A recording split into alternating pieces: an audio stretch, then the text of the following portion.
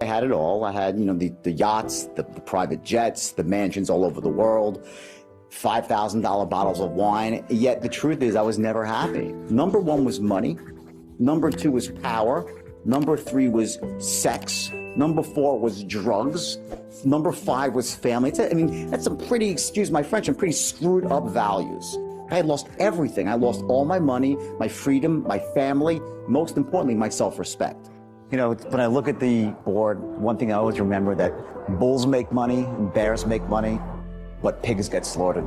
I've learned one thing, that the easiest way to make money is create something of such value that everybody wants and go out and give and create value. The money comes automatically. Number two, I would say try to develop a second source of income, something that you could do to make a little bit of extra money as a hedge against anything else that's going on. I'd pick something that you're passionate about, something that's gonna make you happy, something that involves giving. And I think the third thing is also to really take a longer term view. Not just, to look 3 months from now, but look 3 years from now, and where the future's gonna come, whether you like it or not. So you wanna kind of be one step ahead. It's a mind game then? I think it's psychology and everything. Again, most of life comes down to psychology, doesn't it? It starts here in the internal world. Before you can master the external world, you have to master your own internal world. That's the true secret to success. I read this book because I was in disbelief, because people would tell, here's the strategy for success of the secret, right?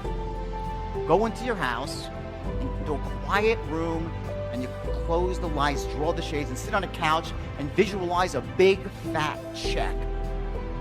25 G's, $1,000 US, okay, with your name on it. And I want you to imagine that check, and just make that check go bigger in your mind and make it real, more real, and just put it out into the ether of the universe, and the law of attraction will take hold. Just think about it. Bullshit, right? Hello? If that's your strategy for success, the only thing that will show up in your mailbox is not the check, it's a freaking eviction notice from your landlord. They'll be towing away your car, your wife, your husband will be over the next door neighbor, and you'll be still saying, where's the check, where's the check, where's the check? Okay, the secret is a load of crap, okay? Do I believe in manifestation? Yeah! Damn straight I do, but you gotta take action. I'm one of those unfortunate people. I tried it. I really did. I tried it. I read the book, well, let me try, So I sat there and I prayed for the check, never came. But when I went out and started taking action, guess what? The check came with an extra couple of zeros. More people believe they are creatures of circumstance. That means that the life happens to them. You get that? While rich people are creators of circumstance. I will tell you this, there is no more destructive belief in the world than to think that life happens to you. Because there's 3 things that you do when you don't think that you can create your own destiny. I'll tell you exactly what they are, right? Number 1, the first thing you do is you play what I call the blame game. You start blaming everybody for why you don't have what you want. You'll blame the government, you'll blame your family, you'll blame your spouse, you'll blame your boss, you'll blame the economy, you'll blame the people on Wall Street, which probably deserve some blame, but you'll blame anybody and everybody when you think the world happens to you. You're powerless. The second thing you do is you justify. It is because the economy stinks, it's because people are unfair to me, it's because money doesn't really matter anyway. I live on love alone. Really? Don't bring that to the bank and pay the rent. Hello, okay? Third, this is the worst one of all. So write it down in big letters. They complain.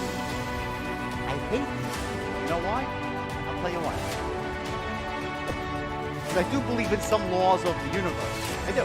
And one of them is that what you focus on expands, gets bigger, and what you focus on, you attract. Because you move towards it. Focusing on you attract. So here's what happens. When you're complaining, what are you focusing on? So guess what happens to you? You become a giant. I don't want to be around because they attract you. You got to get away from them because when you hear someone complaining, it might hit you too. And it's the worst of all. That's what complaining does. So if you're a person that believes that you're a creature of circumstance, life happens to you, good luck. What happens with people is we tend to go out into the world and we look for those sort of excuses about why things aren't the way we want them. And when you do that, you lose all your power in life. When you start focusing on the external, on the excuses, you lose your power. Here's the way people really think. I will tell you, I can go out onto stage and bomb.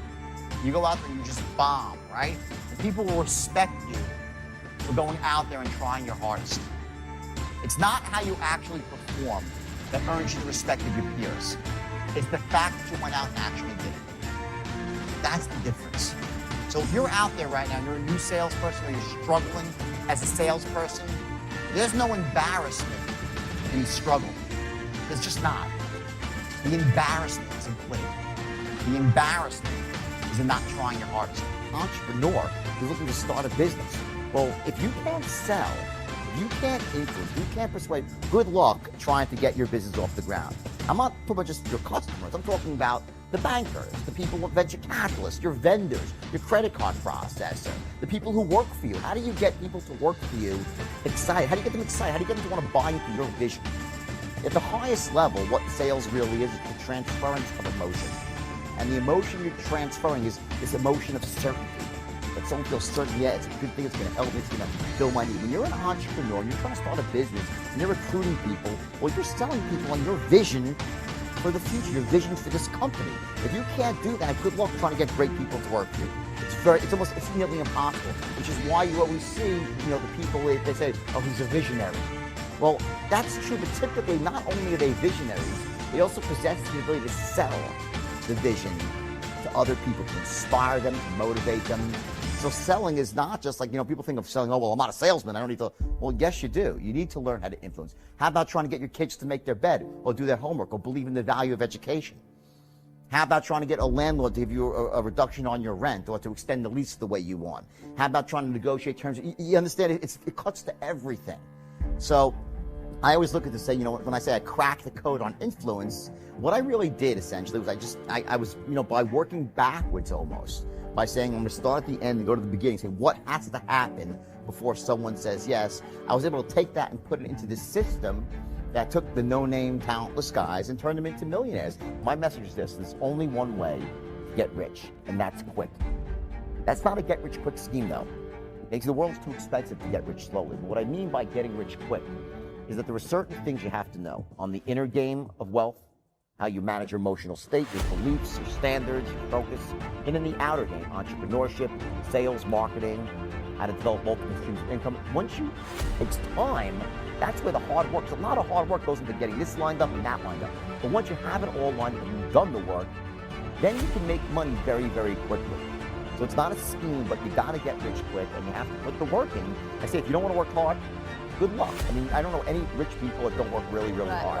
That's the bottom line. So hard work and knowing stuff, skills. There's no quick fix. No, it's not, again, when you get rich, it happens quickly, but there's a lot of work that goes up to that point before the money starts pouring in. That's the distinction that I think a lot of people who are not wealthy, they don't get that. They think that you accumulate money a little bit at a time. It doesn't work that way.